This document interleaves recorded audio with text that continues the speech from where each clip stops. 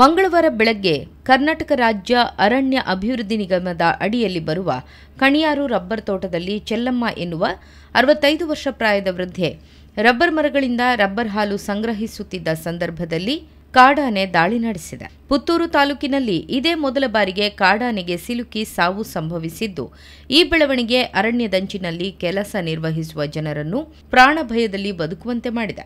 Rubber ಪ್ಲಾಂಟೇಷನ್ನಲ್ಲಿ ಕಾರ್ಯನಿರ್ವಹಿಸುವ ಕಾರ್ಮಿಕರು ತಮಗೆ ರಕ್ಷಣೆಯನ್ನ ನೀಡಬೇಕು ಅಂತ ಅರಣ್ಯಾಧಿಕಾರಿಗಳು ಮತ್ತು ಜನಪ್ರತಿನಿಧಿಗಳ ಮುಂದೆ ತಮ್ಮ ಅಳಲನ್ನ ತೋಡಿಕೊಂಡಿದ್ದಾರೆ.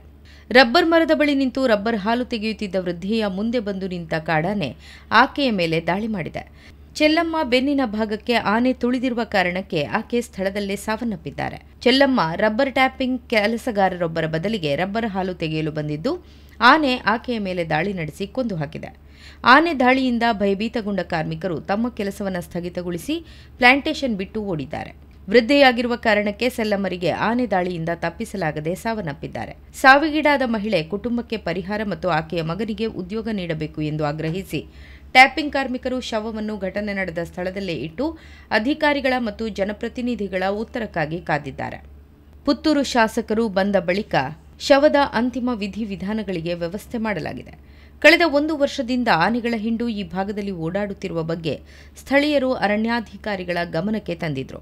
ಆದರೆ ಸರಿಯಾದ ಕ್ರಮ ಕೈಗೊಳ್ಳದ ಹಿನ್ನೆಲೆಯಲ್ಲಿ ಈ ಘಟನೆ ನಡೆದಿದೆ ಎಂದು ಸಾರ್ವಜನಿಕರು ಆಕ್ರೋಶ ವ್ಯಕ್ತಪಡಿಸಿದ್ದಾರೆ.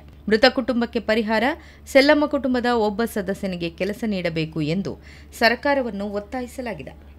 ಹಿರಿಯ ಅರಣ್ಯಾಧಿಕಾರಿಗಳ ನಿರ್ದೇಶನದಂತೆ ಮುಂದಿನ 1 ವಾರದ ಕಾಲ ಘಟನೆ ನಡೆದ ರಬ್ಬರ್ ತೋಟದಲ್ಲಿ ರಬ್ಬರ್ ಟ್ಯಾಪಿಂಗ್ ನಿಲ್ಲಿಸಲಾಗಿದೆ. ಕಾರ್ಮಿಕರು ರಬ್ಬರ್ ತೋಟಕ್ಕೆ ಬರುವ ಮೊದಲು ಅರಣ್ಯ ಸಿಬ್ಬಂದಿಗಳ ತಂಡ ತೋಟದ ವೀಕ್ಷಣೆ ನಡೆಸಿದ ಬಳಿಕವೇ ಕಾರ್ಮಿಕರು ಕೆಲಸ ನಿರ್ವಹಿಸಿದರು. ರಬ್ಬರ್ ಹಾಲು ಸಾಗಿಸಲು ವಾಹನದ ವ್ಯವಸ್ಥೆಯನ್ನು ಕಲ್ಪಿಸಲು ಪುತ್ತೂರು ಶಾಸಕ ಮತ್ತು ಅಧಿಕಾರಿಗಳಿಗೆ ಸ್ಥಳೀಯರು ಮನವಿ ಸಲ್ಲಿಸಿದ್ದಾರೆ. ಶಾಸಕರು ಅಧಿಕಾರಿಗಳಿಗೆ ಈ ಬಗ್ಗೆ ಕ್ರಮ ವಹಿಸುವಂತೆ ಸೂಚಿಸಿದ್ದಾರೆ.